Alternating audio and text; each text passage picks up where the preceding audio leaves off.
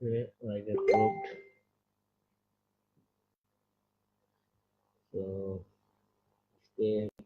C plus প্লাসের final time একটা review হবে।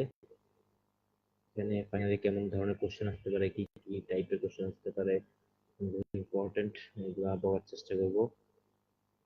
তো আর হচ্ছে আমি এলসি ক্লাস নিয়ে কিছু বলি নাই, তো এটা ফাইনালি ইনক্লুড আছে। আর হচ্ছে ফাইল, তো এটা আসলে শর্ট শর্টেজ অফ টাইমের কারণে বলা হয় নাই।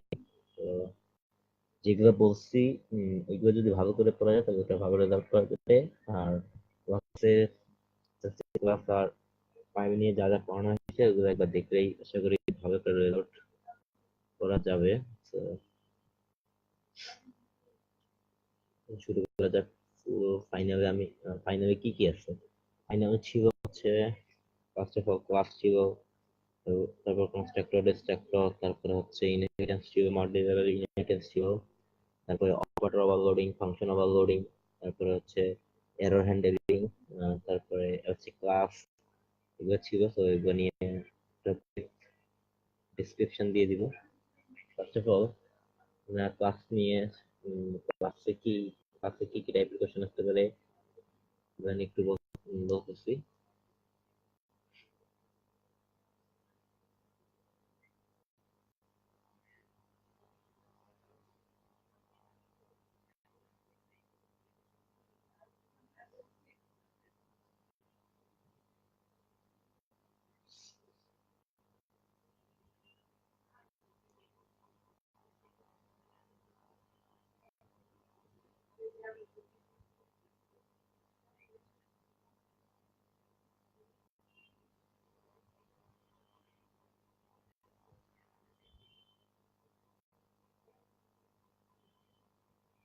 দেখলাম। So class C plus plus ফার্স্টে header file hash include iostream using name standard. তো এটা হচ্ছে সি প্লাস প্লাসের হেডার ফাইল। তারপরে আমি ক্লাসটা আমরা কখন ইউজ করবো, ক্লাসটা হচ্ছে অবজেক্ট ওরিয়েন্টেড প্রোগ্রামিং এর জন্য হচ্ছে ক্লাস স্ট্রাকচার, এগুলো সব হচ্ছে অবজেক্ট ওরিয়েন্টেড প্রোগ্রামিং কনসেপ্ট। তো অবজেক্ট ওরিয়েন্টেড কেন? তো অবজেক্ট ওরিয়েন্টেড হচ্ছে এই কারণে, কারণ এগুলো অবজেক্ট নিয়ে কাজ করে, এখানে কোনো স্পেসিফিক অবজেক্ট নিয়ে কাজ করা হয়। তো অবজেক্টের অনেকগুলো স্পেসিফিক থাকতে পারে, সাপোজ তার নাম থাকতে পারে, তার একটা হিউম্যান যদি আমি নিয়ে চিন্তা করি, তো হিউম্যান হাত থাকতে পারে, পা থাকতে পারে, চোখ থাকতে পারে। এগুলো কিছু তার অ্যাট্রিবিউট, অবজেক্টের অনেকগুলো অ্যাট্রিবিউট থাকতে পারে। তো এই সি প্লাস প্লাস এর যে অবজেক্ট ওরিয়েন্টেড কনসেপ্ট, ক্লাস দিয়ে হচ্ছে আমরা এরকম অনেকগুলো অবজেক্টের একটা একটা জেনারেলাইজেশন করে তাদের একটা ক্লাস আন্ডারে ফেলে বিভিন্ন অবজেক্ট ক্রিয়েট করে ওইটার আবার বিভিন্ন স্পেসিফিকেশন দিতে পারি। তো এখানে কোশ্চেন আসতে পারে ক্লাসটা আসলে কি করে, মানে অবজেক্ট ওরিয়েন্টেড প্রোগ্রামিং এর বেস কনসেপ্ট কি? বেস কনসেপ্ট হচ্ছে অবজেক্ট নিয়ে কাজ করে। তো অবজেক্ট ওরিয়েন্টেড প্রোগ্রামিং এর কাজ হচ্ছে অবজেক্ট নিয়ে কাজ করা। তো কাম টু দ্য পয়েন্ট, এখন বলতে পারে যে যদি অ্যাক্সেস মডিফায়ার, আমরা ক্লাস কিভাবে ক্রিয়েট করে, ক্লাস দিয়ে কিভাবে কাজ করে সেটা আমরা অলরেডি দেখছি। তো এখন আমাদের হচ্ছে কিভাবে কোশ্চেন গুলো আনসার আনসার করবো। এমসিকিউ তে আসতে পারে যে হচ্ছে যদি হচ্ছে ক্লাসের ব্যারে অ্যাট্রিবিউট গুলো হচ্ছে প্রাইভেট অ্যাক্সেস মডিফায়ার দিয়া মডিফাইড করা থাকে, সেটা কি মেইন বডিতে অ্যাক্সেস করা যাবে না? তো সেটা আনসার হচ্ছে না, কখনোই যাবে না। কারণ কেন যাবে না? কারণ সেটা প্রাইভেট, প্রাইভেট গুলো শুধু ক্লাসের আন্ডারেই করা যায়, আউটসাইড ক্লাস প্রোগ্রামের কোনো জায়গায় করা যায় না। তো যদি পাবলিক অ্যাক্সেস মডিফায়ার দেওয়া থাকে, তাহলে পাবলিক অ্যাক্সেস মডিফায়ার দেওয়া থাকলে পুরা কোডে এনিওয়ে সেটা হচ্ছে অ্যাক্সেসেবল। তো এটা দ্বারা এটাই বোঝা যাচ্ছে ক্লাসের যদি কোনো প্রাইভেট অ্যাট্রিবিউট থাকে সেটা শুধু ক্লাসের আন্ডারেই অ্যাক্সেসেবল, আর আউটসাইড কোনো জায়গায় অ্যাক্সেসেবল না। তো তারপরে হচ্ছে ক্লাস কিছু অ্যাট্রিবিউট থাকবে সেটা দেখলাম। তো ক্লাসের এখানে ক্লাসের অ্যাট্রিবিউট হচ্ছে প্রোটেক্টেড দিয়ে, তো প্রোটেক্টেড যখন থাকে তখন সেটা হচ্ছে বেস ক্লাস, হচ্ছে বেস ক্লাস, তার চাইল্ড ক্লাস অ্যাক্সেসেবল কিন্তু কোডের কোনো জায়গায় অ্যাক্সেসেবল না। যখন প্রোটেক্টেড অ্যাক্সেস মডিফায়ার দেওয়া থাকবে তখন সেটা হচ্ছে যদি সে ইনহেরিট করে তবে সেটা আরেকটা ক্লাসের আন্ডার অ্যাক্সেসেবল কিন্তু মেইন বডিতে অ্যাক্সেসেবল না। তো এই কনসেপ্ট গুলো মাথায় রাখতে হবে। তো সাপোজ আমি একটা ক্লাস বানাইলাম এখানে, যেটা প্রোটেক্টেড অ্যাক্সেস মডিফায়ার দিছি, তারপর দিলাম যে integer hand, integer leg, integer I, তো এগুলো হচ্ছে তার অ্যাট্রিবিউট। সো এখন আমি মেইন বডিতে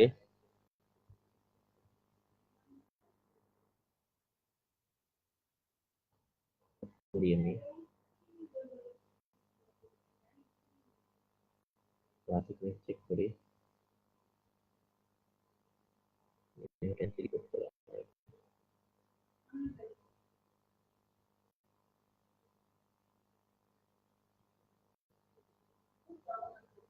ভাই আমি ম্যাথ 2 করতেছি না, ম্যাথ 5 করতেছি।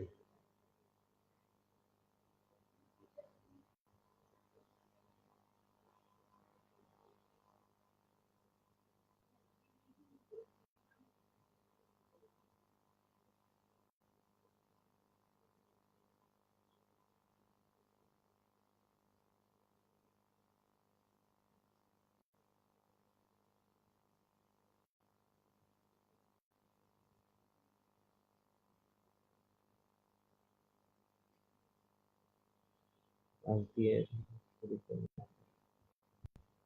তো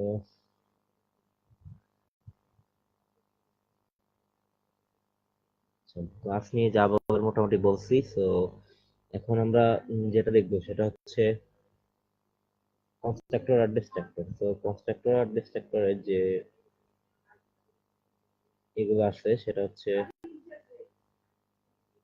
কি কনস্ট্রাক্টর।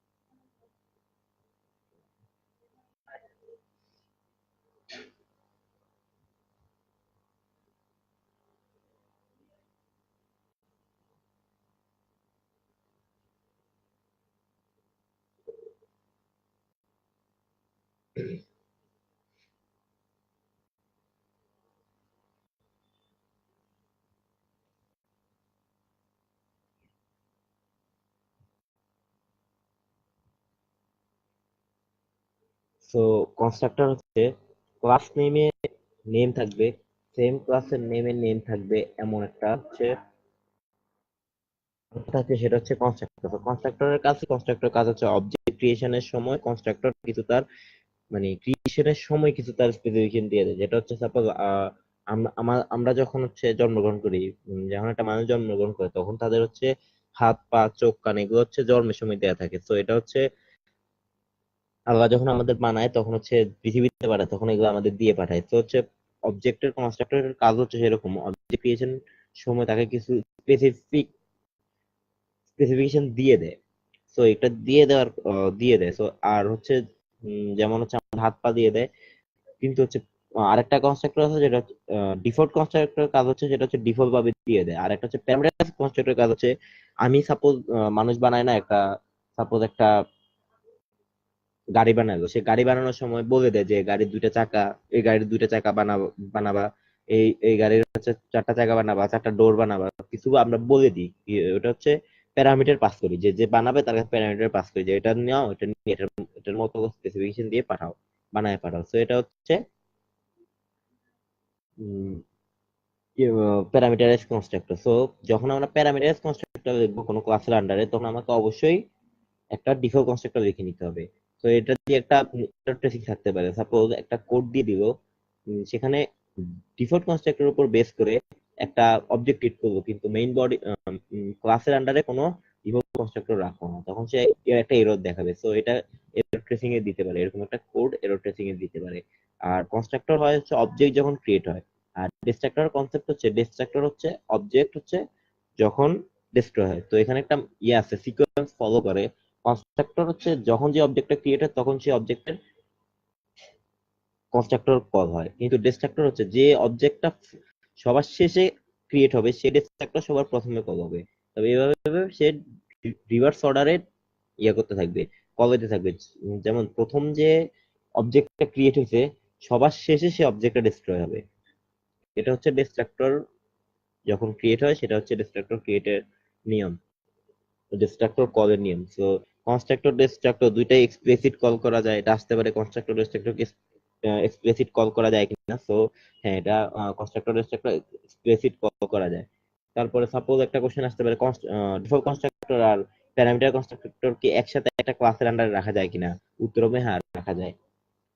তারপরে হচ্ছে কনস্ট্রাক্টর ডিস্ট্রাক্টর থেকে আসতে পারে যে সাপোজ একটা অবজেক্ট যখন ক্রিয়েট হয়, সাপোজ আমি কোনো প্যারামিটার পাঠাইলাম না, তার ডিফল্ট কনস্ট্রাক্টরে কোনো প্যারামিটার পাঠাইলাম না, তখন সে কোন কোন কনস্ট্রাক্টর কল করবে? তখন হচ্ছে ডিফল্ট কনস্ট্রাক্টর কল করবে। তারপরে হচ্ছে এভাবে আসতে পারে। তো তারপরে গেল কনস্ট্রাক্টর ডিস্ট্রাক্টর কনসেপ্ট গেল। তারপরে আসতে পারে হচ্ছে আমি ইনহেরিটেন্সে যদি আসি, তো ইনহেরিটেন্স থেকে একটু ব্রিফ কোশ্চেন আসতে পারে, তো আমি এটা ব্রিফ ডিসক্রাইব করে দেখাচ্ছি।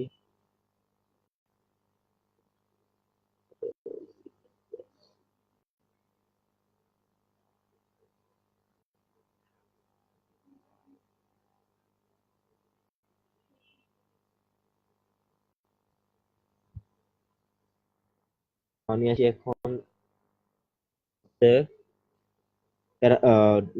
ইনহেরিটেন্স। সো ইনহেরিটেন্স ইনহেরিটেন্স মানে কি? একটা একটা থেকে ইনহেরিট করবে। কে কার থেকে ইনহেরিট করবে? বেস ক্লাস থেকে প্যারেন্ট চাইল্ড ক্লাস ইনহেরিট করবে। তো তো এখন প্যারেন্ট ক্লাস কারা, চাইল্ড ক্লাস কারা? প্যারেন্ট ক্লাস হচ্ছে যে ক্লাস থেকে অন্য একটা ক্লাস ইনহেরিট করে, সেই ক্লাস হচ্ছে প্যারেন্ট ক্লাস। আর চাইল্ড ক্লাসকে যে অন্য একটা ক্লাস থেকে কিছু ইনহেরিট করে, সেটা হচ্ছে চাইল্ড ক্লাস। তো এখন কথা হচ্ছে যে প্যারেন্ট ক্লাস থেকে চাইল্ড ক্লাস ইনহেরিট করতে পারে। তো চাইল্ড ক্লাস থেকে কি প্যারেন্ট ক্লাস কিছু ইনহেরিট করতে পারে? আনসার হবে না, পারে না। তো এটা এমসিকিউ তে আসতে পারে, এরকম একটা কোশ্চেন এমসিকিউ তে অবশ্যই আসবে যে চাইল্ড ক্লাস থেকে প্যারেন্ট ক্লাস কিছু ইনহেরিট করতে পারে কিনা। তো সেটার আনসার হবে না, চাইল্ড ক্লাস থেকে প্যারেন্ট ক্লাস কখনোই ইনহেরিট করতে পারে না। কেন পারে না সেটা হচ্ছে এখানে দেখা যাচ্ছে, যে কারণ হচ্ছে প্যারেন্ট ক্লাসটা আগে ক্রিয়েট, মানে প্যারেন্ট ক্লাসটা আগে ক্রিয়েট হয়ে গেছে। তো সে চাইল্ড ক্লাসটা পরে ক্রিয়েট হয়েছে। তো আগে যে ক্লাসটা ক্রিয়েট হয়েছে, সাপোজ তুমি এটা কোনো ক্লাস ক্রিয়েটই করো, তুমি কি ওই ক্লাস থেকে কিছু ইনহেরিট করতে পারবে না? পারবে না। কিন্তু যখন চাইল্ড ক্লাসটা ক্রিয়েট হয়, তখন অলরেডি প্যারেন্ট ক্লাসটা ক্রিয়েট থাকে, তো ওইখান থেকে ইনহেরিট করা সম্ভব। কিন্তু যখন প্যারেন্ট ক্লাস ক্রিয়েট হয়, তখন চাইল্ড ক্লাস কখনো ক্রিয়েট হয় না। তো এটা হচ্ছে মূল কনসেপ্ট, এই জন্যই পারে না সে অ্যাকচুয়ালি। তো এখন আসা যাক যে প্যারেন্ট ক্লাস আর চাইল্ড ক্লাসের ভিতরে আমি ইনহেরিট সম্পর্কটা বুঝাবো কিভাবে। তো ফার্স্টে আমি প্যারেন্ট ক্লাস একটা ক্লাস বানালাম হিউম্যান, হিউম্যানের কিছু স্পেসিফিকেশন দিয়ে দিলাম, integer hand, integer leg, integer I, public human, অনেক কিছু লিখলাম। তারপরে ক্লাস একটা রবিন ক্লাস বানালাম, বানায় বললাম যে protected scope resolution of single scope resolution operator দিয়ে বললাম যে প্রোটেক্টেড হিউম্যান। তার মানে এ বোঝাচ্ছে যে ক্লাস রবিনটা হিউম্যান ক্লাস থেকে প্রোটেক্টেড যে ভ্যারিয়েবল গুলো আছে সেগুলো ইনহেরিট করতে পারবে। এখন কথা হচ্ছে যে ওইখানে যদি হিউম্যান ক্লাসের ভ্যারিয়েবল টাইপ যদি আমি প্রোটেক্টেড না দিয়ে প্রাইভেট দিয়ে দিতাম, সে কি ইনহেরিট করতে পারতো কিনা? না, সে কখনোই পারতো না। কারণ যদি কোনো ক্লাসে প্রাইভেট ভ্যারিয়েবল ওই ক্লাসের বাইরে কোথাও অ্যাক্সেসিবল না, কিন্তু যখন প্রোটেক্টেড দেয়া আছে, তার মানে ওই ক্লাসের ওই প্রোটেক্টেড ভেরিয়েবল গুলা অন্য একটা ক্লাসে অ্যাক্সেসিবল, যদি তাদের মধ্যে ইনহেরিট রিলেশনশিপটা থাকে। তো এটাই হচ্ছে প্রোটেক্টেড অ্যাক্সেস মডিফায়ারের কাজ। কিন্তু মেইন বডিতে কোথাও অ্যাক্সেসিবল না, এগুলো মাথায় রাখতে হবে, কিন্তু মেইন বডির কোথাও অ্যাক্সেসিবল না। তো তারপর আসতেছে যে আমি একটা বানাইলাম যে রবিন আর একটা রবিন ক্লাস একটা বানায় বললাম যে নামটা দিয়ে দিলাম। তো নামটা যখন দিছি, তার মানে আমি রবিন ক্লাসটা ক্রিয়েশনের সময় নাম নিয়ে ক্রিয়েট হবে, তার মানে আমি একটা ইয়ে করছি, প্যারামিটারাইজ কনস্ট্রাক্টর কল করছি। যখন এখানে শুধু রবিন আর দিতাম, কোনো কিছু দিতাম না, তখন যে ডিফল্ট কনস্ট্রাক্টর কল করতো। তো এগুলো কিন্তু খুব ভালোভাবে বুঝতে হবে, এগুলো না বুঝলে এমসিকিউ আনসার করা যাবে না। তারপর আরেকটা কথা হচ্ছে বেস ক্লাসের পয়েন্টার চাইল্ড ক্লাসের পয়েন্ট চাইল্ড ক্লাসকে পয়েন্ট করতে পারে, কিন্তু চাইল্ড ক্লাসের পয়েন্টার বেস ক্লাসকে পয়েন্ট করতে পারে না। তো এগুলো মাথায় রাখতে হবে, এগুলো না মাথায় রাখলে এমসিকিউ ভুল হয়ে যাবে। Then আসা যাক। তারপরে এখানে এখানে আমি শুধু একটা ক্লাস থেকে আরেকটা ক্লাসে ইনহেরিট করছি, তার মানে সিঙ্গেল লেভেল ইনহেরিট হয়েছে। মানে তার একটাই প্যারেন্ট, তার শুধু একটাই প্যারেন্ট আছে। কিন্তু সাপোজ হিউম্যানের মা বাবা দুইজন থাকে, তার মানে কি দুইটা ক্লাস থেকে সে ইনহেরিট করে। So C plus plus programming ইয়ে তো মাল্টি লেভেল ইনহেরিটেন্স সম্ভব। এটা কোশ্চেন আসতে পারে যে মাল্টি লেভেল বা সে কি দুই তিনটা প্যারেন্ট ক্লাস থেকে ইনহেরিট করতে, কোনো চাইল্ড ক্লাস কি দুই তিনটা প্যারেন্ট ক্লাস থেকে ইনহেরিট করতে পারে কিনা? তো হ্যাঁ, ইনহেরিট করতে পারে। তো আমরা এখন সেটা দেখি।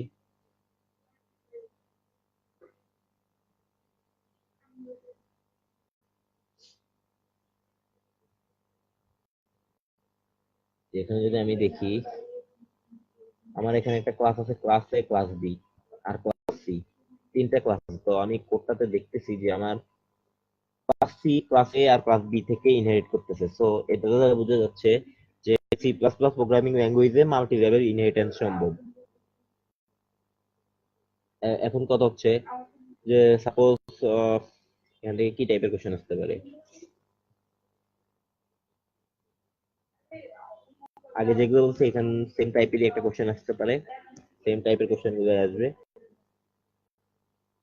আর যেগুলো ইনহেরিটেন্স, আমি একবার জাস্ট ভিউ দিয়ে যাচ্ছি, কোনো কোড টোড বুঝতে পারছি না। তারপর আবার আমি পাশে কি টাইপের কোশ্চেন আসতে পারে আমি সেগুলো ডেসক্রাইব করতেছি এমসিকিউর জন্য। তারপর আসা যাক ওটা গেল অপারেটর ওভারলোডিং এ।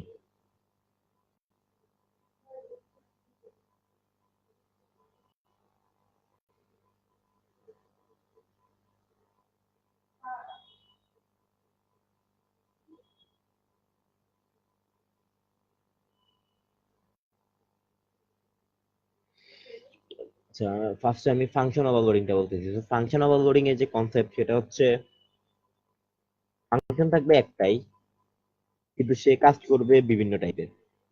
যেমন সাম একটা ফাংশন আছে, সাপোজ তুমি একটা ফাংশন এ করবা, সে একবার ফ্লোট টাইপের ভ্যালু অ্যাড করতেছে, একবার ইন্টিজার টাইপের ভ্যালু অ্যাড করতেছে, একবার হচ্ছে ডাবল টাইপের ভ্যালু অ্যাড করতেছে, কিন্তু ফাংশন আছে একটাই, কিন্তু সে বিভিন্ন রকমের কাজ করতেছে। তার মানে সেটা হচ্ছে ফাংশন ওভারলোডিং। ফাংশন ওভারলোডিং যদি কোশ্চেনে আসে যে ফাংশন ওভারলোডিং দিয়ে কি একটাই ফাংশন কি বিভিন্ন ধরনের কাজ করতে পারবে কিনা, হ্যাঁ সে পারবে। কারণ এখানে দেখা যাচ্ছে ফাংশন ওভারলোডিং করে আমি ইন্টিজার টাইপের ভ্যালু অ্যাড করতে পারতেছি, তারপর হচ্ছে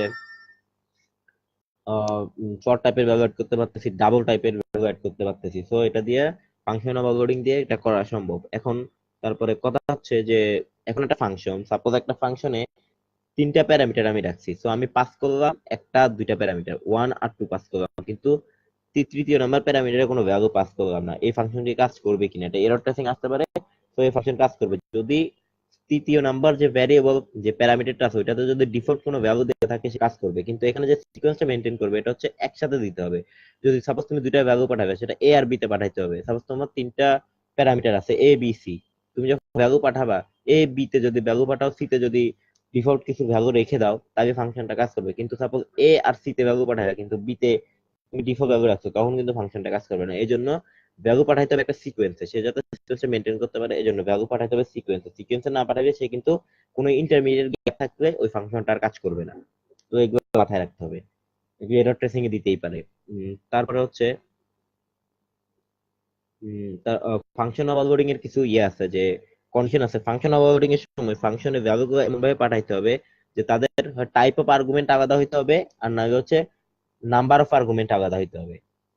কিন্তু এই দুইটার যে কোনো একটা করতে হবে, না হলে কিন্তু ফাংশন ওভারলোডিং সম্ভব না। হয়তো বা টাইপ অফ আর্গুমেন্ট, যেমন টাইপ অফ আর্গুমেন্ট বলতে কি আছে, টাইপ, ডেটা টাইপ।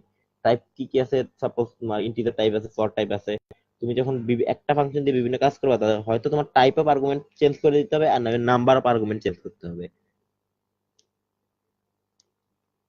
তো তারপরে হচ্ছে ফাংশন ওভারলোডিং। এখন অপারেটর ওভারলোডিং এ আসা যাক। অপারেটর ওভারলোডিং এর মেইন কনসেপ্ট হচ্ছে অপারেটর ওভারলোডিং হচ্ছে অবজেক্ট নিয়ে কাজ করে। সাপোজ তুমি একটা অবজেক্ট দুইটা অবজেক্টের সাথে অ্যাড করতে চাচ্ছ, কিন্তু দুইটা অবজেক্ট তো আর এমনি না, দুইটা অবজেক্টের কিছু অ্যাট্রিবিউট আছে, তোমাকে অ্যাট্রিবিউট গুলো অ্যাড করতে হবে। তো এটা তুমি নর্মাল অপারেটর অপারেশন দিয়ে করতে পারবে না, এই জন্য তোমাকে অপারেটর ওভারলোড করতে হবে। অবজেক্ট তো অপারেটর ওভারলোডের যে কনসেপ্ট হচ্ছে সে হচ্ছে তোমার অপারেটর ওভারলোড করার জন্য তোমাকে হচ্ছে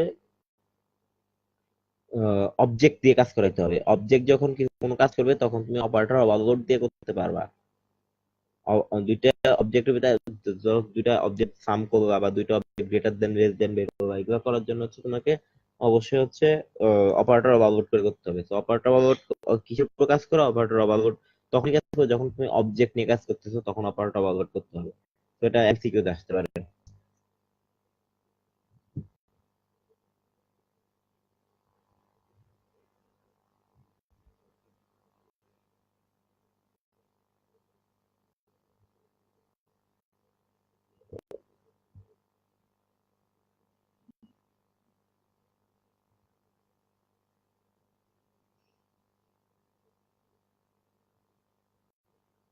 দিস পয়েন্টার,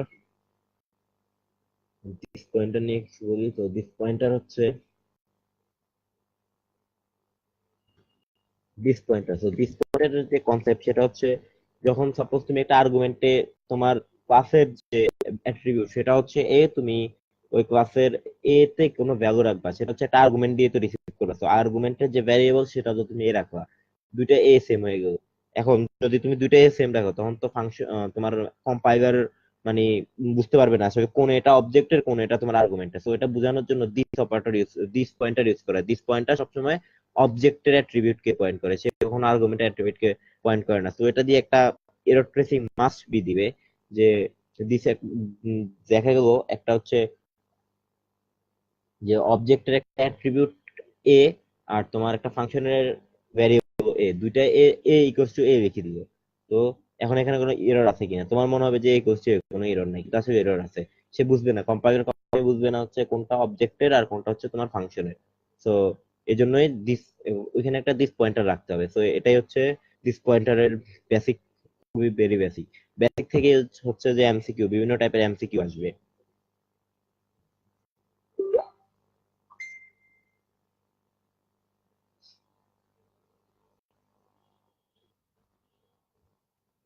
তারপর দিস পয়েন্টার গুলো, ফাংশন ওভারলোডিং গুলো, অপারেটিং ওভারলোডিং গুলো, ওকে। তো এখন আমি সবগুলা মোটামুটি একটা শর্ট ওভারভিউ দেওয়া হয়ে গেছে। তো এখন আমি যদি স্লাইড গুলো একটু দেখি, মানে একটা স্লাইড দেখে কি কি টাইপের আছে যদি দেখি।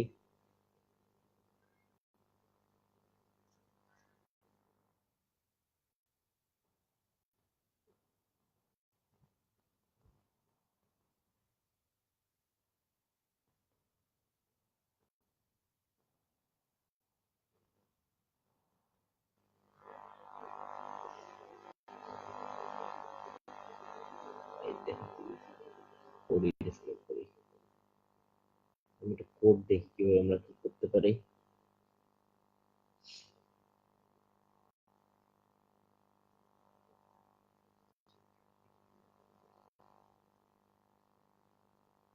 তো আরেকটা কনসেপ্ট বাকি আছে, function overloading, sorry, friend friend function. Friend function হচ্ছে এমন একটা ফাংশন যেটা হচ্ছে দুইটা ক্লাসের পার্সোনাল প্রাইভেট ভ্যারিয়েবল অ্যাক্সেস করতে পারে। সাপোজ তোমার একটা ফ্রেন্ড আছে, তুমি আর তোমার ফ্রেন্ড হাঁটতেছো, তো আরেকটা সুন্দরী মেয়ে রাস্তা দিয়ে যাচ্ছে। এখন তোমার হচ্ছে মেয়েটা অনেক পছন্দ হয়েছে, তুমি তোমার ফ্রেন্ডে বলবা যে বন্ধু আমার তো ওই মেয়েটা পছন্দ হয়েছে, তখন তোমার ফ্রেন্ড বলবা আরে এই মেয়ে তো আমার ফ্রেন্ড। তাহলে কি হবো, তোমার বন্ধু তোমারও ফ্রেন্ড, ওই মেয়েটারও ফ্রেন্ড।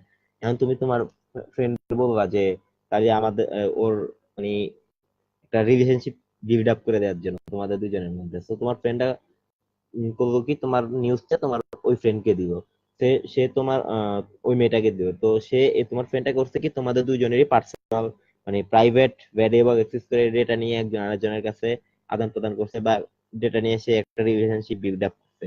তো এটা হচ্ছে তোমার ফ্রেন্ড করছে। তো সি প্লাস প্লাস এরকম একটা ফ্রেন্ড ফাংশন আছে, যে দুইটা ফাংশনের মধ্যে বা দুইটা ক্লাসের পার্সোনাল প্রাইভেট ভ্যারিয়েবল গুলা এক্সেস করতে পারে।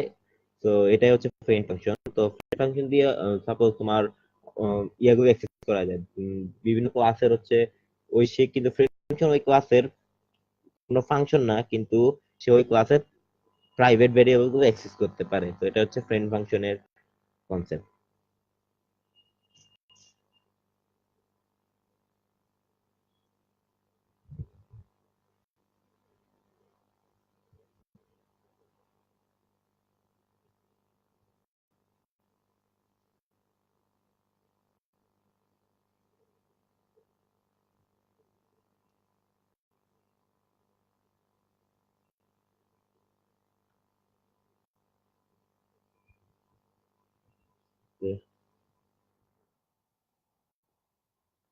সাপোজ একটা, আমরা একটা কোড দেখি যে ক্লাস, এখন আওয়াজ শুরু করতেছি প্রথম থেকে ক্লাস। তো ক্লাস কিভাবে আমরা ক্রিয়েট করবো, ক্লাস ক্রিয়েট করার জন্য ক্লাস একটা কিওয়ার্ড আছে, সেই কিওয়ার্ডটা তারপর হচ্ছে একটা নেম দিব। ক্লাসের তো নেম দিতে হবে, সাপোজ ক্লাসের নাম তুমি যে কোনো নাম দিতে পারো তোমার যেটা ইচ্ছা। সাপোজ তুমি একটা এক্সাম নিয়ে কাজ করো, তো ক্লাসের আন্ডার তুমি এক্সাম নামের একটা, এক্সাম নামে একটা ক্লাস ক্রিয়েট করো। তো তুমি কি করবে, ক্লাস কিওয়ার্ডটা রেখে এক্সাম লিখবে, তারপর ওইখানে ক্লাসের কিছু অ্যাট্রিবিউট থাকে। এখন যদি ক্লাসের আন্ডারে যদি তুমি কোনো অ্যাক্সেস মডিফায়ার না লিখে সরাসরি অ্যাট্রিবিউট গুলোর নাম লিখো, তাহলে সেটা হচ্ছে ডিফল্ট ভাবে সে প্রাইভেট হয়ে যাবে। ক্লাসের একটা স্পেসিফিকেশন হচ্ছে তুমি যদি কোনো অ্যাক্সেস মডিফায়ার না লিখো, তাহলে সেটা হচ্ছে ডিফল্ট ভাবে কি হয়ে যাবে, প্রাইভেট হয়ে যাবে। তো এটা এমসিকিউতে আসতে পারে। তারপরে সাপোজ তুমি কিছু লিখলা, তুমি কিছু অ্যাট্রিবিউট দিলা, তারপরে ওই অ্যাট্রিবিউট গুলো সেট করার জন্য ক্লাসে একটা তুমি ক্লাসের উপর মেনটেন করে কিছু অবজেক্ট ক্রিয়েট করবা। তো অবজেক্টের কিছু অ্যাট্রিবিউটের ভ্যালু আছে, ওই ভ্যালু গুলো পাস করার জন্য সেট আর গেট করার জন্য তোমার কিছু ফাংশন লাগবে। ক্লাসে কিছু ফাংশন থাকে যেটা হচ্ছে মেইন বডিতে পাবলিক অ্যাক্সেস মডিফায়ার দিয়ে কিছু ফাংশন লিখা থাকে, যেটা হচ্ছে ক্লাসের মেইন বডিতে অ্যাক্সেস করে সে ভ্যালু সেট করতে পারে, ভ্যালু গেট করতে পারে। তো এটা হচ্ছে ক্লাসের মেইন কনসেপ্ট। তো এখানে আমি দেখতে পাচ্ছি যে আমি একটা ক্লাস ক্রিয়েট করছি। ক্লাসের একটা অ্যাট্রিবিউট আছে স্ট্রিং নেম, তারপর ডাবল মার্ক ডিউরেশন, মানে ক্লাসের নেম হচ্ছে ক্লাসের একটা ক্লাস এক্সাম। তো এক্সামের নাম হচ্ছে স্ট্রিং দিয়ে একটা অ্যাট্রিবিউট রাখছে যেটার নাম রাখছে এক্সাম নেম, তারপর ডাবল দিয়ে একটা অ্যাট্রিবিউট রাখছে মার্ক, তারপর ডিউরেশন, তারপর ইন্টিজার রাখছি রুম নাম্বার। তো এখানে আমি একটা কনস্ট্রাক্টর বানাইছি। তো ক্লাসের আন্ডারে কনস্ট্রাক্টর থাকতে পারে। কনস্ট্রাক্টরটা আমি কিভাবে বুঝবো? যখন ক্লাসের নেমের সেম নেমের কোনো ফাংশন থাকবে সেটা আমি কনস্ট্রাক্টর বলবো। তো কনস্ট্রাক্টরের কোনো রিটার্ন টাইপ নেই, কনস্ট্রাক্টরের সামনে কোনো রিটার্ন টাইপ নেই। তো সাপোজ ইন্টিজার এক্সাম, তাহলে এটা কনস্ট্রাক্টর না। কিন্তু যদি শুধু এক্সাম লেখা থাকে, এক্সাম একটা ফাংশন লেখা থাকে, সেটা হচ্ছে কনস্ট্রাক্টরের কোনো রিটার্ন টাইপ নাই। এটা মাথায় রাখতে হবে, কনস্ট্রাক্টরের কোনো রিটার্ন টাইপ নেই। তারপরে এখানে আমি একটা দেখতেছি কনস্ট্রাক্টর যদি কোনো এমন কোনো রিটার্ন টাইপ ছাড়া কোনো ক্লাস নেমের একটা ফাংশন থেকে এবং তার ভিতরে কোনো প্যারামিটার না থাকে, সেটা হচ্ছে ডিফল্ট কনস্ট্রাক্টর। আর যদি কোনো রিটার্ন টাইপ নাই, ক্লাসের নেমে একটা ফাংশন আছে কিন্তু সে কিছু প্যারামিটার রিসিভ করতেছে, তাহলে সেটা হচ্ছে default constructor, sorry parameterise constructor. তো আমি এখানে দেখতেছি এক্সাম নামের একটা ফাংশন আছে যার কোনো রিটার্ন টাইপ নেই এবং সে কোনো প্যারামিটার রিসিভ করতেছে না, তো সেটা হচ্ছে ডিফল্ট কনস্ট্রাক্টর। আরেকটা ফাংশন দেখতেছি যার কোনো রিটার্ন টাইপ নাই কিন্তু ক্লাস নেমের নেম এক্সাম, কিন্তু সে কিন্তু প্যারামিটার রিসিভ করতেছে, তাহলে সেটা হচ্ছে কি কি কি কনস্ট্রাক্টর, সেটা হচ্ছে প্যারামিটারাইজ কনস্ট্রাক্টর।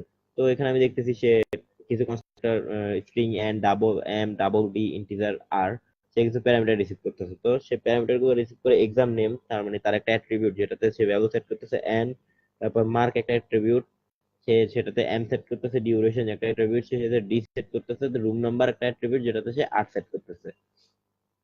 তারপর টিউট সাইন দিয়ে যদি এমন একটা ফাংশন দেখি যার কোনো রিটার্ন টাইপ নাই, ইভেন ক্লাস নেমের নেম আর টিউট সাইন থাকে, সেটা হচ্ছে ডিস্ট্রাক্টর।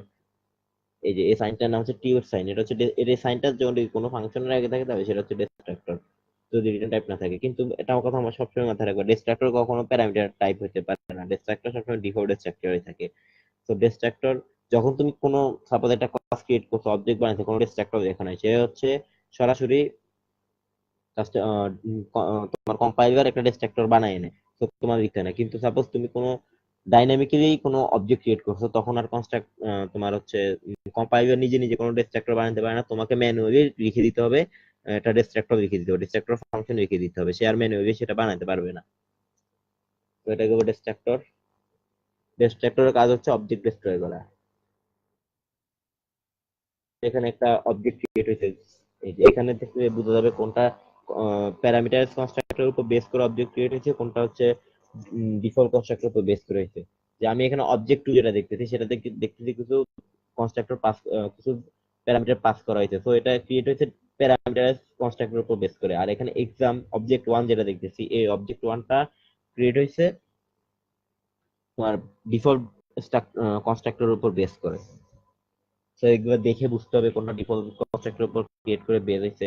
এখন সাপোজ একটা এরর ট্রেসিং এ এরকম একটা দিয়ে দিতে পারে যে এখানে একটা অবজেক্ট ক্রিয়েট করছে ডিফল্ট কনস্ট্রাক্টর উপর বেস করে, কিন্তু সাপোজ এখানে কোনো আমি যে এখানে একটা ডিফল্ট কনস্ট্রাক্টর দিছি, কোশ্চেনে এরকম একটা ডিফল্ট কনস্ট্রাক্টর দিব না। সাপোজ এখানে কোশ্চেনে কোনো ডিফল্ট কনস্ট্রাক্টর দিব না, না দিয়ে তোমাকে বলবো যে এখন এরর ট্রেস করো, কোনো এরর আছে কিনা। তুমি তো যদি এটা না বুঝো কোনটা ডিফল্ট কনস্ট্রাক্টর উপর বেস করে ক্রিয়েট হয়েছে, কোনটা প্যারামিটার কনস্ট্রাক্টর উপর বেস করে ক্রিয়েট হয়েছে, তুমি কিন্তু এররটা ধরতে পারবে না।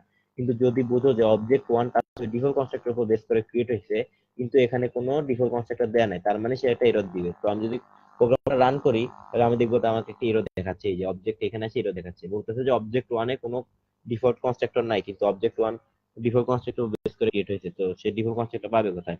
যখন তুমি প্যারামিটার কনস্ট্রাক্টর লিখবা তখন তোমাকে অবশ্যই ডিফল্ট কনস্ট্রাক্টর লিখে দিতে হবে। তো এটা মাথায় রাখবা, যখন তুমি ক্লাসের আন্ডারে কোনো প্যারামিটারাইজ কনস্ট্রাক্টর রাখবা তোমাকে ডিফল্ট কনস্ট্রাক্টর লিখে দিতে হবে, কিন্তু যখন তুমি কোনো প্যারামিটারাইজ কনস্ট্রাক্টর লিখবে না ক্লাসের আন্ডারে, তখন তোমার কোনো ডিফল্ট কনস্ট্রাক্টর লিখে দিতে হবে না, কম্পাইলার অটোমেটিক লিখতে পারবে।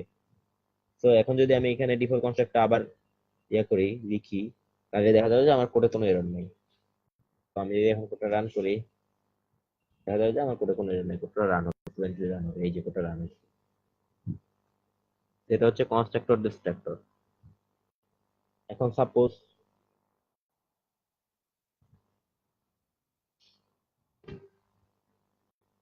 লিখলাম, এখন আমি ডিস্ট্রাক্টর, এখন ডিস্ট্রাক্টর কিভাবে এক্সপ্লিসিট ভাবে কল করা যায় সেটা হচ্ছে আমি দেখবো।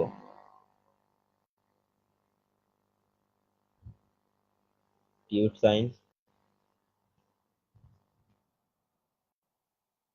এটাকে বলে এক্সপ্লিসিট কল।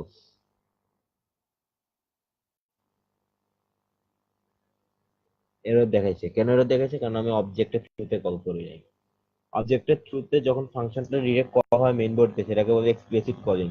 তো এটা এরকম আসতে পারে যে কনস্ট্রাক্টর বা ডিস্ট্রাক্টর কি কোডের ইয়েতে মেইন বডিতে এক্সপ্লিসিট কল করা যায় কিনা, তো সেটা হবে হ্যাঁ, যায়।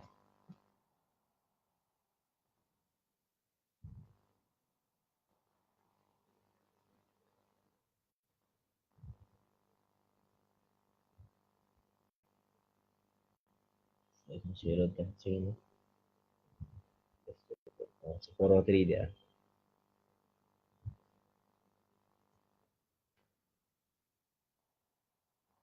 ওই যে দেখা গেল যে করা যায়।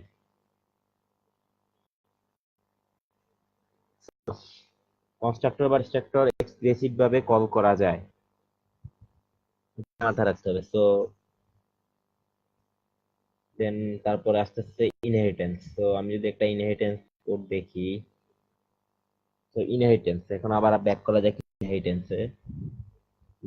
এখন ইনহেরিটেন্সে দেখা যাচ্ছে যে ইনহেরিটেন্স কি করে, ইনহেরিটেন্স দুইটা, একটা একটা ক্লাস থেকে আরেকটা ক্লাস কিছু ইনহেরিট করে, সেটা হচ্ছে ইনহেরিটেন্সের কনসেপ্ট।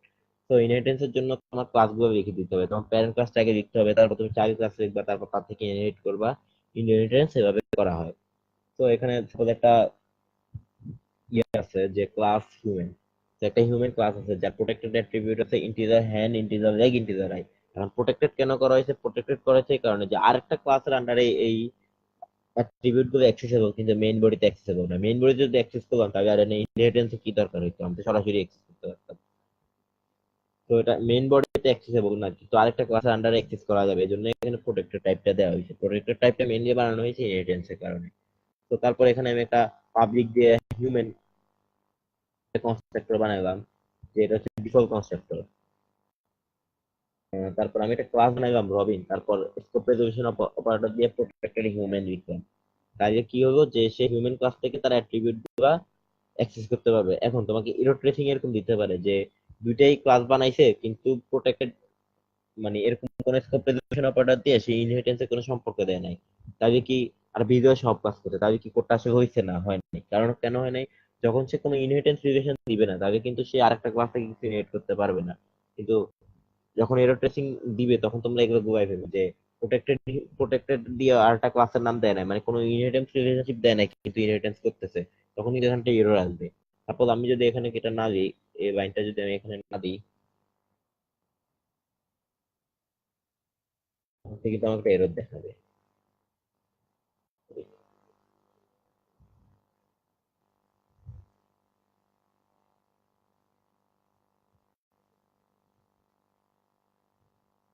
যদি এটা এরর দেখাবে, কারণ আমি তাকে কোনো ইয়া দিই নাই, ইনহেরিটেন্স করছি কিন্তু ইনহেরিটেন্সে কোনো কাজ করি না। তো এখন যদি আমি এটা আবার অন করে দিই, তাহলে আমি দেখতে পারবো যে আমার কোডটা রান হবে, এরর নেই। এটা হচ্ছে মূলত ইনহেরিটেন্স এর কাজ। এরর টাইপের কিছু আসতে পারে।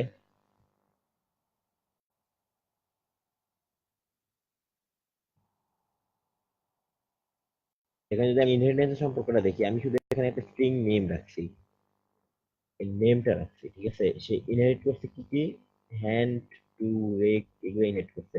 আমি এখানে শুধু পাস করছি, আমি যদি দেখি রবিন ক্লাস, আমি শুধু নেম পাস করছি, কিন্তু সে এখানে হ্যান্ড পাইছে, রেক পাইছে, আই পাইছে। কিভাবে পাইছে আমি যদি আউটপুটটা একবার দেখি,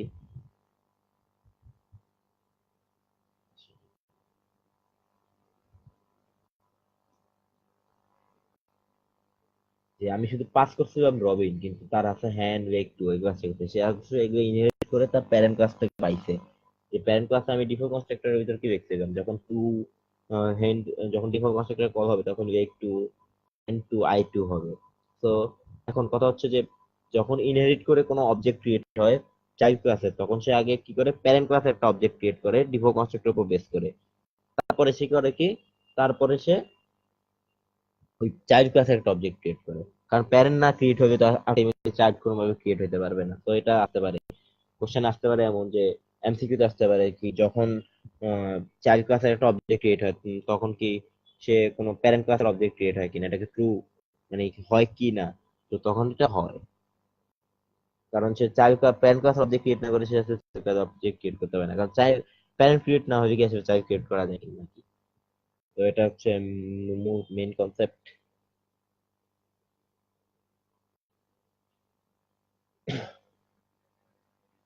তারপর আসলে মাল্টি লেভেল ইনহেরিটেন্সে। তো এখানে আমি মাল্টি লেভেল ইনহেরিটেন্স দেখতেছি, বড় করে স্ক্রিনটা।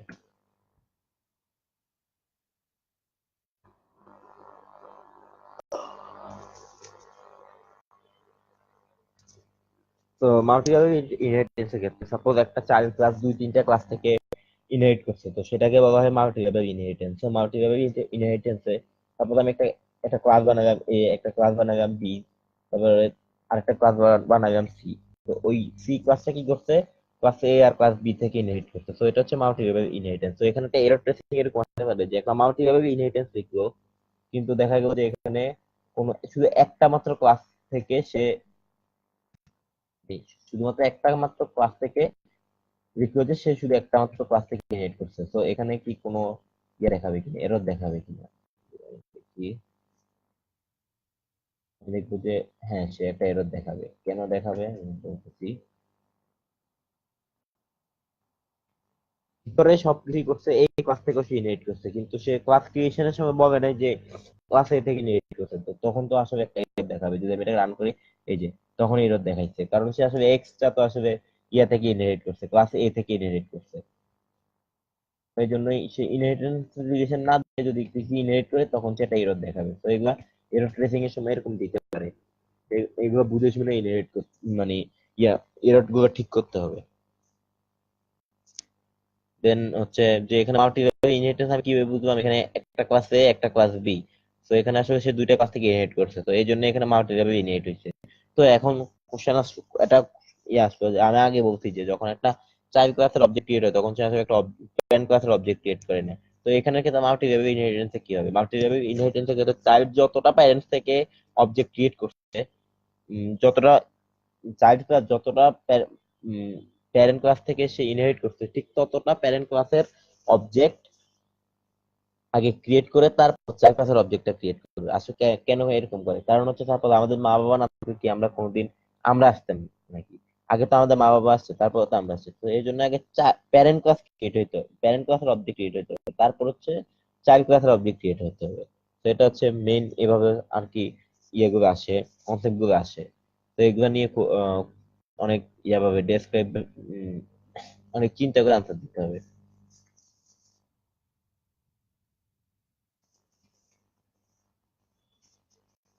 তো এটা গেল multi level inheritance.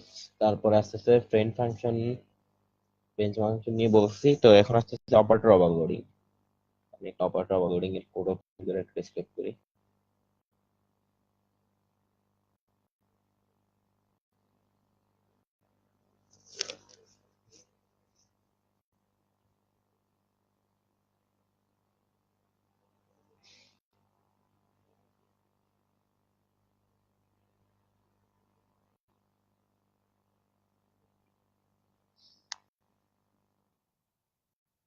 Operator overloading কখন হয়, যখন আমি দুটো অবজেক্টের ভিতরে কোনো অপারেটর দিয়ে কোনো রিলেশনশিপ বিল্ড আপ করবো, তখন সেটা অপারেটর ওভারলোডিং এর আন্ডারে পড়ে। অপারেটর ওভারলোডিং সবসময় অবজেক্ট নিয়ে কাজ করে, এটা মাথায় রাখতে হবে। যে কোশ্চেন আসতে পারে অপারেটর ওভারলোডিং সবসময় অবজেক্ট নিয়ে কাজ করে, এটা কি ট্রু নাকি ফলস?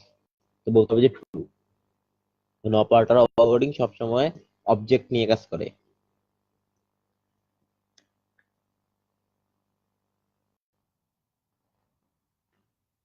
তো এখানে আমি দেখতেছি যে আমি এই যে দুটো অবজেক্ট, এই যে সার্কেল ক্লাসের C1 C2 C3 তিনটা অবজেক্ট ক্রিয়েট করছি। তারপর আমি কি করলাম, C3 কে হচ্ছে C1 + C2 মানে দুটো অবজেক্টে যোগ করলাম।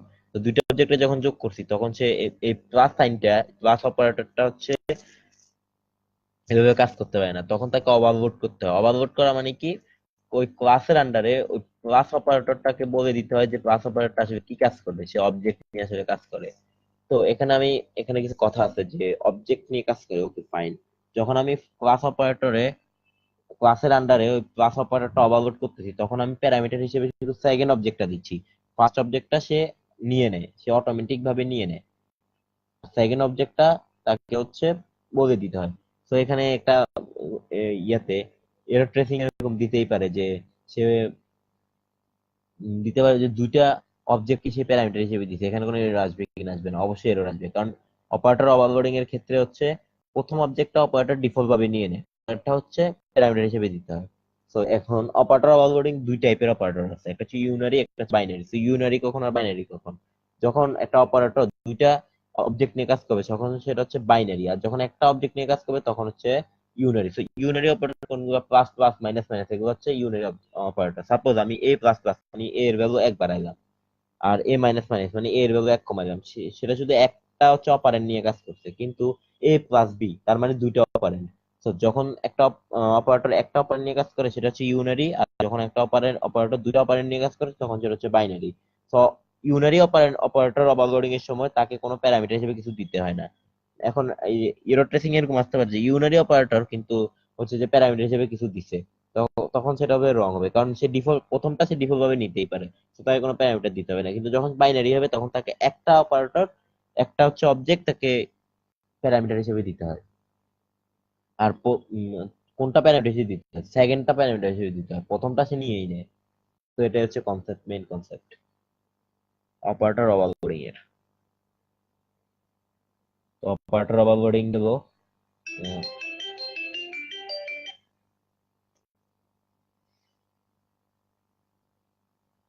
তারপর আসতেছে ফাংশন ওভারলোডিং বলছি।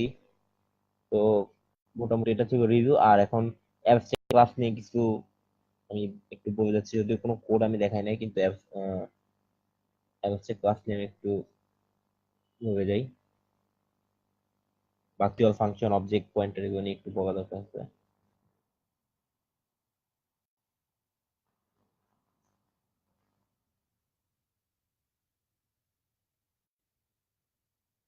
ভার্চুয়াল ফাংশন বলছে যে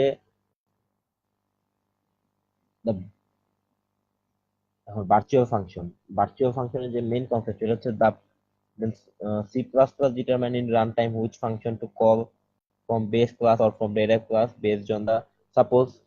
ভার্চুয়াল ফাংশনের কনসেপ্ট এভাবে আসে যে একই ইনহেরিটেন্সের সাপোজ প্যারেন্ট ক্লাসেও একটা সেম ফাংশন আছে, তারপরে হচ্ছে বেস ক্লাসেও সেম ফাংশন আছে। এখন তুমি একটা বেস ক্লাসের প্যারেন্ট ক্লাসে একটা সেম ফাংশন আছে, বেস ক্লাসে একটা ফাংশন আছে, সেম ফাংশন দুইটা ক্লাসে আছে। এখন তুমি যদি একটা ফাংশন কল করো তখন হচ্ছে যে ওই কম্পাইলার বুঝবে না আসলে কোন বেস ক্লাসেরটা কল করতে হবে নাকি প্যারেন্ট ক্লাসেরটা কল করতে হবে। এখন ভার্চুয়াল ফাংশন দিলে যে ভাবতে হয়, ভার্চুয়াল ফাংশনটা যদি বেস ক্লাসে বলে দাও তাহলে এসে করে কি, যখন তুমি ওই ফাংশনটা সেম ফাংশনটা কল করো তখন সে ভার্চুয়াল দিয়ে কল করবে, সে বেস ক্লাসেরটা করে। আর যখন ভার্চুয়াল ছাড়া কল করো তখন হচ্ছে প্যারেন্ট চাইল্ড ক্লাসেরটা করে। তো এটা হচ্ছে ভার্চুয়াল ফাংশনের কাজ। আর পিওর ভার্চুয়াল ফাংশন হচ্ছে যে virtual function equal to zero যদি হয়, ওই ফাংশনটা ইকুয়াল টু জিরো হয়, তাহলে সেটা হচ্ছে পিওর ভার্চুয়াল ফাংশন। এখন পিওর ভার্চুয়াল ফাংশন যখন অ্যাবস্ট্রাক্ট ক্লাস কি, যখন পিওর ভার্চুয়াল ফাংশন আছে তখন সেটা হচ্ছে অ্যাবস্ট্রাক্ট ক্লাস। যখন কোনো ক্লাসে আসে অ্যাবস্ট্রাক্ট ক্লাসের কাজ কি, যখন ওই ক্লাসে কিছুই নেই, শুধু একটা পিওর ভার্চুয়াল ফাংশন আছে, তখন সেটা হচ্ছে অ্যাবস্ট্রাক্ট ক্লাস। এটা হচ্ছে main concept. Virtual void show আর হচ্ছে ভয়েড শো, এই ভয়েড ভার্চুয়াল শো, এটা দিয়ে সে বোঝাচ্ছে যখন একই শোটা কল হবে তখন হচ্ছে সে বুঝে নিবে কোনটা হচ্ছে প্যারেন্ট ক্লাসের, কোনটা হচ্ছে বেস ক্লাসের।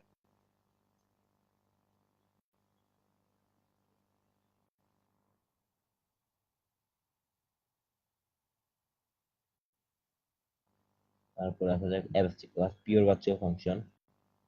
এই যে ভার্চুয়াল ফাংশন হচ্ছে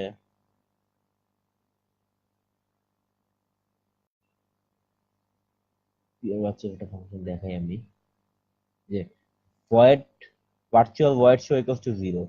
এই ইকুয়াল টু জিরো মানে এটা পিওর ভার্চুয়াল ফাংশন হচ্ছে। আর এই ক্লাসে কিছু নাই, যখন একটা ক্লাসে শুধু পিওর ভার্চুয়াল ফাংশন থাকবে আর কিছু থাকবে না, সেটা হচ্ছে অ্যাবস্ট্রাক্ট ক্লাস। তো অ্যাবস্ট্রাক্ট ভার্চুয়াল, তো ভার্চুয়াল ফাংশন নিয়ে কি কি সে বলছে আমি একটু বলে দেই। Virtual keyword is used with derive class to create only one instance of base class in class of multiple inheritance. Okay, তো ভার্চুয়াল কিওয়ার্ডটা ইউজ করতে হবে, ভার্চুয়াল ফাংশনের জন্য ভার্চুয়াল কিওয়ার্ড ইউজ করতে হবে, মাস্ট বি। তো তারপর হচ্ছে pure virtual function is use to declare N abstract class.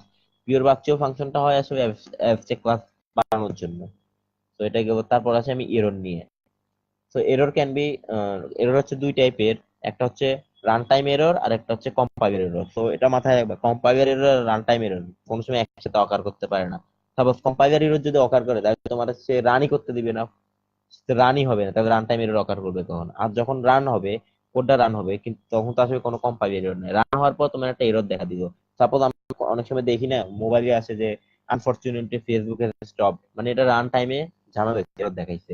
কিন্তু সে যদি আসলে কোনো এরর কম্পাইলার এরর থাকতো তাহলে তো আমার ফেসবুক ইয়েটাই আসতো না, তাই না? তো কম্পাইলার এরর আর রান টাইম এরর কোনো সময় একসাথে অকার করতে পারে না, সেটা দুইটা আলাদা আলাদা ভাবে অকার করে। তো এরকম একটা এমসিকিউ আসতে পারে। তো দেখি আমার কাছে আছে কিনা একটু।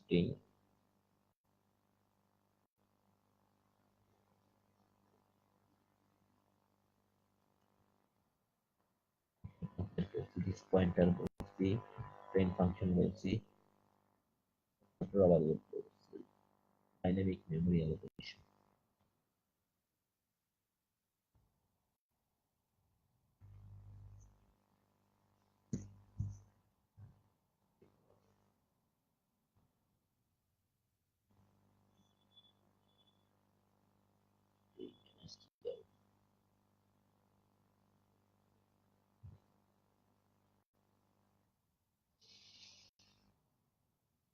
আর ফাইল হচ্ছে, ফাইলের মধ্যে আছে ofstream, stream class to write on files. কোনো ফাইলে যদি কিছু লিখতে হয় তাহলে অফ স্ট্রিম, আর যদি রিড করতে হবে তাহলে আইএফ স্ট্রিম, আর যদি বোথ রিড এন্ড রাইট করতে হয় তাহলে এফ স্ট্রিম। এগুলো হচ্ছে হেডার ফাইলে লিখে দিতে হয়। তো C in equals, C in হচ্ছে আইএফ স্ট্রিমের সমান সমান, মানে সে রিড করতেছে। আর সি আউট করতেছে মানে ওএফ স্ট্রিম, মানে সে রাইট করতেছে। আউট করা মানে কি, ডিসপ্লেতে কিছু লেখা। তবে ফাংশনে কিছু লেখা হচ্ছে অফ স্ক্রিনের কাজ। আর যখন হচ্ছে কিছু ফাংশন থেকে কিছু রিড করতেছে, তার মানে আমরা যখন ইউজার ইনপুট দিই আসলে সে আমাদের রিড করে। তো ইউজার ইনপুট আমরা কেউ যদি সি ইন দিই, এখন ফাইলে যখন আমরা কিছু ইনপুট দিব তখন হচ্ছে আইএফ স্ট্রিমের কাজ। আর যখন কিছু আমি আউট করবো মানে আমি রাইট করতেছি, তখন সেটা আমি ডিসপ্লেতে দেখতেছি, তো সেটা আমরা কেউ দেখি সি আউট দিয়ে দেখি। আর সেটা ফাংশনের ক্ষেত্রে হচ্ছে ওএফ স্ট্রিম। তো